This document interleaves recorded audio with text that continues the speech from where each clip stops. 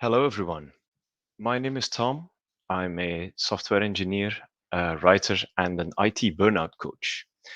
And today I'll talk about dealing with mental health issues as an IT professional. And I'd like to start by telling you a story. A couple of years ago, I went for an evening walk with our lead engineer at the time. And that might seem a bit unusual, but Richard and we live in the same town and we were always very friendly. So we used to go on walks together. And that particular evening, I was feeling a bit stressed, and my wife and the kids were feeling the tension around the house. So I figured a relaxing walk would do me good. Now, the walk itself was pretty uneventful. It was actually a beautiful summer evening.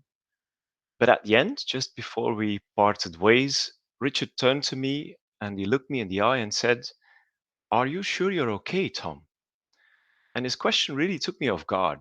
I didn't really know what to say and I was sort of doubting myself. Was I not okay, perhaps? So I was confused and I tried to wave it off and quickly said goodbye. And now, when I came home, I was in for a second surprise. My wife was waiting for me and she was really angry and really confronted me. And she said, "I can't deal with this anymore. I'm thinking of leaving you." And I remember that my response was very rational.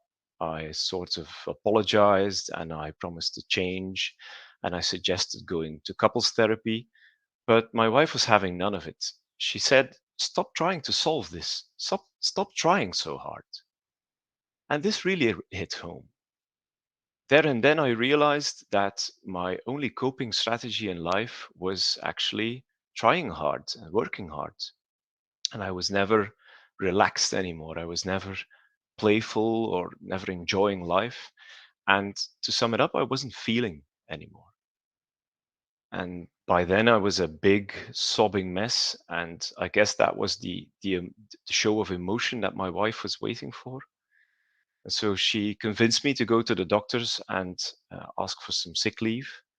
And so suddenly I found myself at home with no work to do, staring at an emotional wreck in the mirror and realizing that I had finally hit rock bottom. Now, mind you, on the surface of things, I seemed fine. I had a wonderful wife, two wonderful children, a steady job. I was a healthy, athletic guy, had a good sense of humor. But underneath it all, I really wasn't fine. You should know at the time we had just gone through our country's first COVID lockdown. And so I was working from home full time, simultaneously trying to entertain two toddlers. But it wasn't just the COVID. As a self taught developer, I was really struggling with imposter syndrome, with perfectionism. I had social anxiety. I was working out two, sometimes three times a week, but still losing weight, getting sick all the time. I had trouble sleeping. I was lying about how much alcohol I drank, and I had zero self esteem, to be honest. And so at the time, I was already in therapy, but I guess I needed to hit that proverbial rock bottom to really realize the need for change. And I remember vividly saying, "I don't want this anymore." But at the same time, I had no clue what I did want either. Now, fast forward to today when I can honestly say that all of this is well and truly in the past. Today I feel like I'm living a full, rich life. I'm happy. My self-esteem is through the roof, both professionally and personally. I enjoy life. I'm smiling again. I've been sober for 3 years now. I've gained 15 pounds, and so on. And now, when I meet people in the IT world, and sometimes they'll come up to me and confess they're having a rough time, I'm usually pretty quick to volunteer this story. And almost always people ask me the question of how I was able to turn things around for me. So this is precisely what I want to share with you today by giving you 10 tips to tackle mental health issues in IT. Now, first of all, I'm a big believer in doing what you love professionally. I know a school principal who would rather be a musical producer. I know an NGO activist who dreams of owning a small bookshop. I know a data analyst who actually wants to paint fine art. And I think all of these people should consider changing jobs. I know the IT world can be attractive because of the fast pace, the tech, the salary, perhaps the prestige. But if you're feeling down at your job, you should consider that it might not be a mental health issue, but a career choice you should be looking at. So first thing is do what you love. And if that means leaving IT, then please do. For some people, letting go of expectations can already work wonders. The second thing is to listen to your body. Now, the IT world is full of stress factors. There's physical stress, like working long hours, perhaps over consuming caffeine, sitting down all the time. There's mental stress. We're doing really challenging work in a fast paced environment with constant change. And there's emotional stress of demanding clients, strict deadlines, small margins for error. And so it seems like the IT world is really the perfect storm for stress. And now, all of this stress, whether we are aware of it or not, causes a physiological response. It is called the stress reflex. And the stress reflex is known that it leads to production of adrenaline, increased heart rate, constriction of veins, and so on. So, if this stress is not adequately managed, it can lead to serious health issues.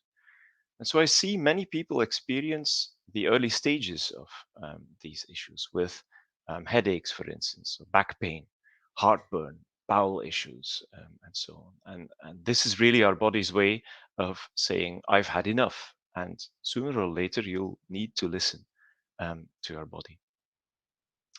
Now, this dovetails nicely into the third important aspect. Sooner or later, and of course, sooner is better. We all need to be start. We all need to start being honest with ourselves. And often, the truth of the matter is really in plain sight. Whether it's our partner who's been saying for years that we work too much, or maybe it's that friend who keeps asking, "Are you sure you're all right?" Tackling mental health issues starts with being completely, and I would say even brutally honest with yourself. So look in the mirror, lose the ego, and ask yourself, am I happy? Do I love my job? Do I love my life? And the realization that the answer may be no, that's often the moment when people crack, so to speak, when they lose the facade and start being really honest. And that's hard because that's also the moment when things get worse before they can start getting better because you're much more aware of things. But still, it's an important step towards change, admitting that you need change. Number four is go to therapy. When you need change, you also need help. And you often see people's sense of pride or sense of duty, which got them overstressed in the first place. You see that interfering with their recovery too. Um, Admitting you need to change is one thing, but admitting you need help is quite another. But it's really an important aspect. We're all so caught up in our individual unique contexts that it's often difficult to see the forest for the trees. And professional mental health um, care providers, they can often offer solutions where we only see questions and difficulties. And by turning to them, you also avoid placing the burden perhaps on your family and friends. Because friends and family can support you, but they cannot really help you in your journey. So be careful of what you ask them. Number five, when you start tackling mental health issues, things get scary pretty quickly. Admitting you have a problem, that's scary. Seeking help, that's scary. Talking about your emotions is scary. And suddenly you feel very small. But that's actually a good thing. If there's one thing I've learned in my own process, it's how much fear really dominates our lives. Now, there are three main types of fear. There's fear of abandonment, there's fear of change, and fear of failure. And together, these fears are the root of many of our negative emotions and thoughts. And especially the last type, fear of failure, is very prominent in software engineering. And I'm the first to admit that it was fear of failure that really inspired my imposter syndrome, my social anxiety, my communication issues, my lack of work life balance. And facing these fears, understanding where they come from, and really realizing what they do to you on a physical and an emotional level, that's ultimately how you learn to transform these fears into getting better. Number six, a good indicator of underlying fear is anger. And anger is often ignored or suppressed. And that's perhaps most likely because of social stigma. You'll often hear people say, I'm not angry, I'm just disappointed. So they'll confess to being disappointed or frustrated or surprised. But when you scratch the surface, you'll see that underneath is anger.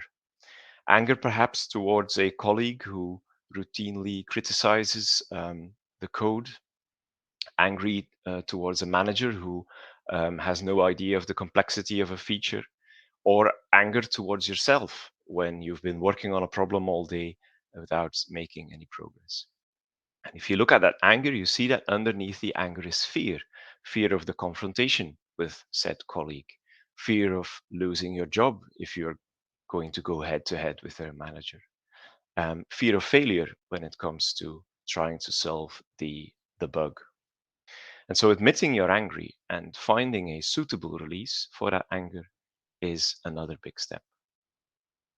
Number seven, when you recognize your fears and your anger, you will also identify a number of sore spots in your professional life. You'll suddenly realize how much certain situations, or indeed even certain people, vex you.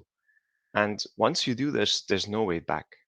In the past, you'd probably avoid a confrontation with a critical colleague as much as possible, but now you slowly start to seek out that confrontation. Or where you would just agree before with your manager about a choice of a framework, for instance, and you'll now want to speak up. And this is when you learn to say no. And this is another thing that is perhaps still frowned upon in the professional world. And you'll often hear people say that good employees are people with a yes mentality. But for me, being able to say no at the right time is a vastly underrated skill. Saying no is about being assertive, about indicating your personal boundaries, and about self respect. Number eight, the people who work in IT, they tend to be highly rational. And that means that many have a very strong inner monologue.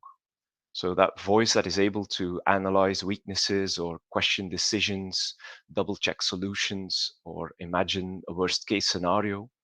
And I call this your personal storyteller. And the personal storyteller's voice is not always a pleasant one.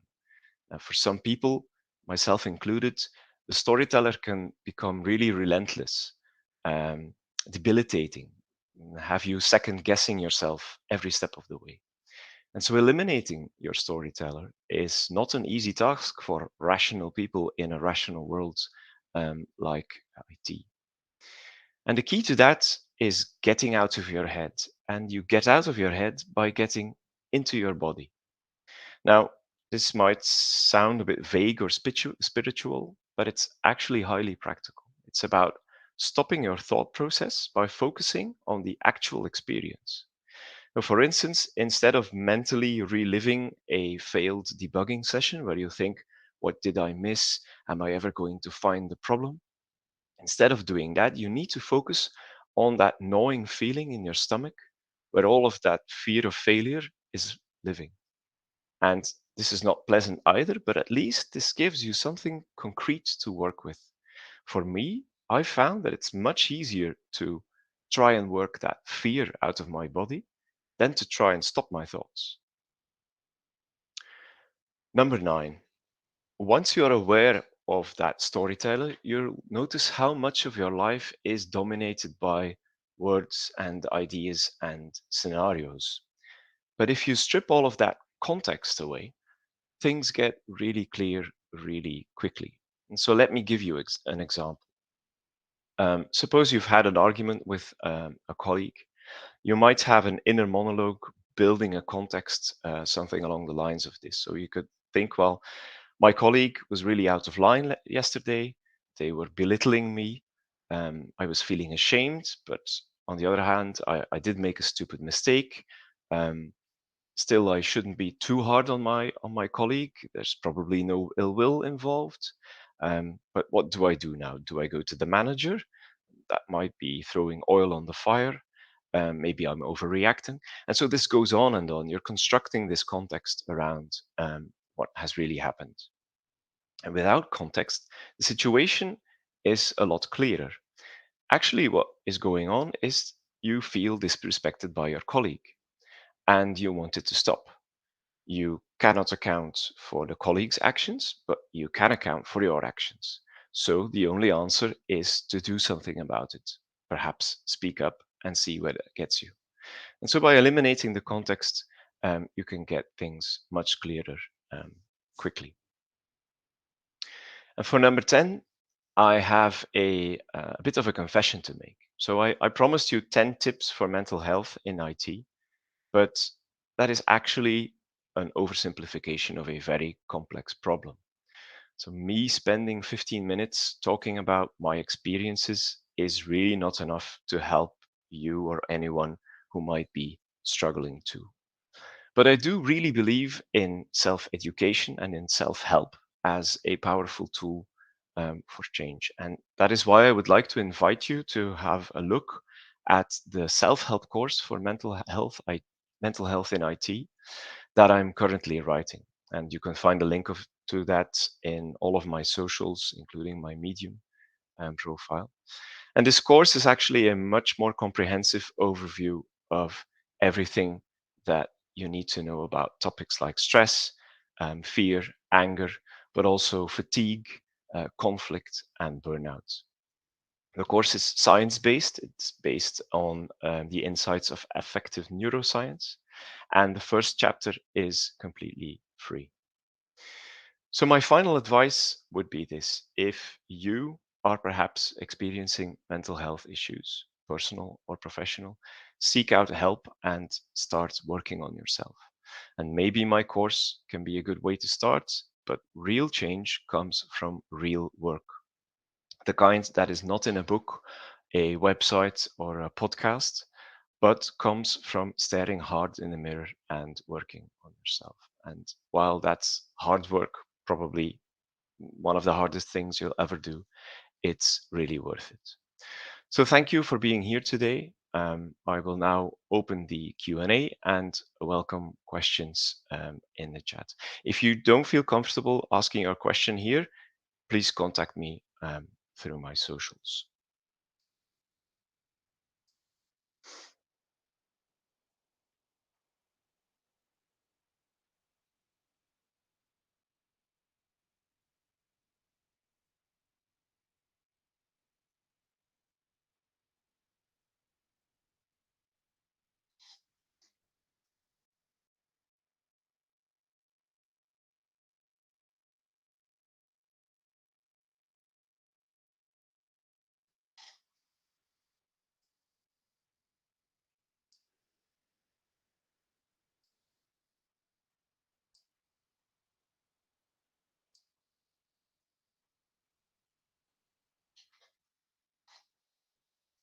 Not really sure whether I failed to open the Q&A or perhaps people are just still thinking about their question.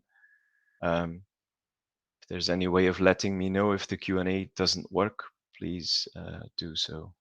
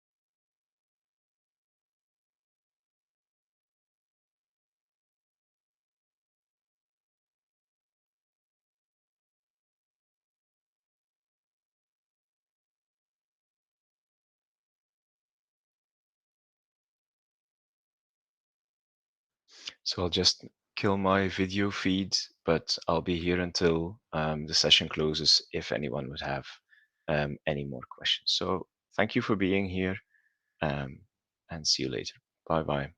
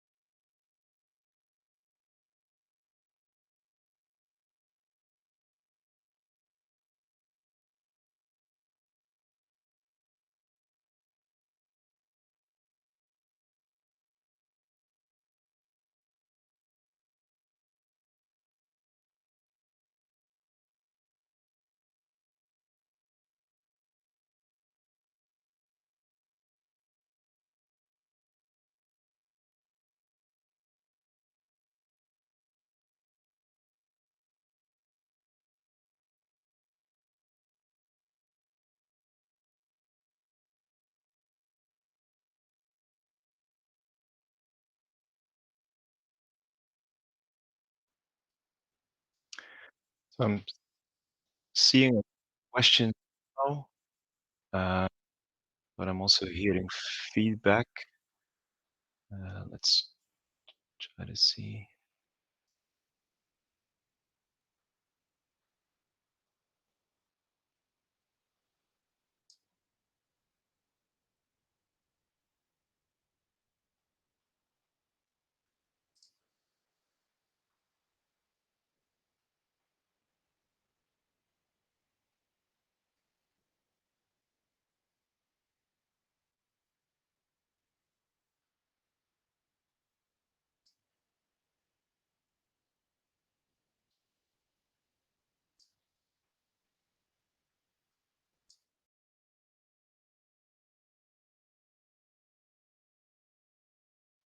Yeah, I think that might be better.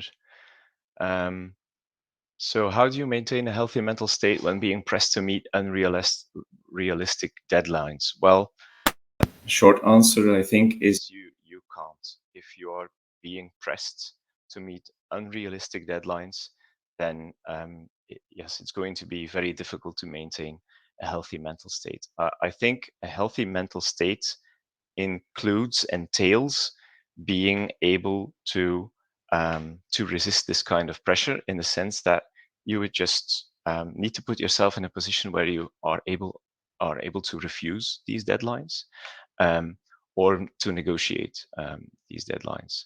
Um, People often say, "Well, I can't do that because I'm in a professional context, and my boss is going to get angry." But if it's really a situation where it's impossible for you to do something, I think there's nothing wrong with standing up for yourself. And if that turns out to be a problem, then I think you should really consider moving out of that environment, because it's quite toxic. And at what point did I seek professional counseling? Um, I I remember there was one occasion. I've had a long history of anxiety and imposter syndrome, low self-esteem, but I remember that clearly there was a moment um, when I sort of had a panic attack, and that's when I realized, okay, this is harder for me than it's supposed to be, and I sort of realized this is something that is out of that is not normal, so to say. um, and it was like a wake up call for me to seek help. um, but I would say that most people, including myself, wait too long before they seek professional counseling. So anyone who is asking the question in earnestly, is probably already at the point that they could benefit from at least some professional counseling. What is your opinion on mentally stabilizing measures such as group therapy, coaching for IT teams? I think it's wonderful. I do group therapy regularly, and it gives a dynamic that you cannot get when you're doing one-on-one sessions, or perhaps just working on yourself or doing things like mindfulness. Um, by doing group therapy, you are really you come face to face with other people, which will remind you of situations that you can get in in at your job, and this will really train you to be able to hold yourself together um, much better when these situations arise in the professional context. Can you talk about your experience in identifying burnout in others and how you help them through that? Well, most of the time, it's a bit similar in answer to when do you seek professional counseling. Most of the time, when people even consider they might be having a burnout, they're probably experiencing burnout. So it's really not that difficult, when you meet someone to see the signs of burnout. Just the general sense of lack of motivation and drive, and questioning what you are doing professionally. How I help them through that is I have, for me personally, I think burnout is something of an umbrella term, and so often when burnout is concerned, there are underlying issues, and as I said in my talk, just recognizing your fears and your anger is already something that will help you immensely and is absolutely necessary if you're struggling with burnout as well. So really going deep and seeing what is going on in a person, even outside of the professional context, is going to help for burnout a lot. How difficult was it for me to find the right therapist? It was quite difficult, David. It it took me, I think, at least 4 or 5 therapists before I found someone that I thought, okay, that I can really connect, and this really works for me. And that's an additional difficulty in many people's journeys, that they sometimes are disheartened because of I wouldn't say a bad experience, but a less than satisfying experience. You go to therapy, you go for a couple of months, and you don't really notice any change, and that can be difficult to take, because you think, okay, I'm handling this, I'm working on it, I'm not seeing any results. But my advice would be to press on, and really also challenge your therapist, um, and ask them what you want to ask them, but also um, to not resist therapists, and really go along with what they're suggesting, to give it an honest try. Um, yeah, I guess the talk is recorded, and that it will be published on YouTube. The Q&A is working. Thanks for the great talk. My pleasure. Um, what do you do if coworkers don't understand your status? Well, this is something that comes back very often. Um, we Everyone, myself included, we all tend to worry about what other people think. Um, but this is one of those things that really falls into the category of the fear of abandonment. Um, that's something that you really need to work on, because I can guarantee that they won't understand your status. People have no idea what you're going through, and actually, well, I'm not saying that. Well, perhaps they even shouldn't. I mean, um, it's your life, it's your mental health. You're the one who is able to fix it, and if people can't respect that, well, that's on them. Um, and so it's really something that you're going through yourself, and so you should really claim it for yourself. You should never apologize. I'm sorry for being in a mentally vulnerable position. Do you think organizations can do more to help, and if so, how? Well, yes, I think so. Of course, I don't know all of the different, programs that might be out there. I'm sure that if you go to the big firms in Fang, that they might have a lot in place. But certainly where I work, and many places that I do know, I know that um, the possibilities of getting some, following some courses, are very limited. And so I do think that this should be an integral part of what an organization offers their employees.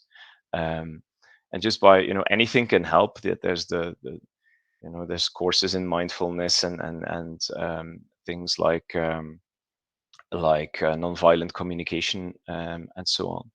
Um, but for instance, like the course that I'm writing, I would love an organization to have a look at that and distribute that among their people, and have them discuss it and see whether the things that are presented there work for them. Because as I said, it's such a stressful world that you, as an employer, you can't close your eyes for that. Um, and you really need to give your employees some help on that front.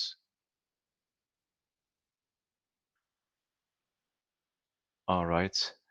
So that were the questions. I see it's 8 o'clock, so I guess that's all the time that we have for now. So thanks again for being here. Sorry about the hiccup in the Q&A. Um, but I guess I was able to answer the questions anyway. So enjoy the rest of Medium Day, and all the best to you. Bye bye.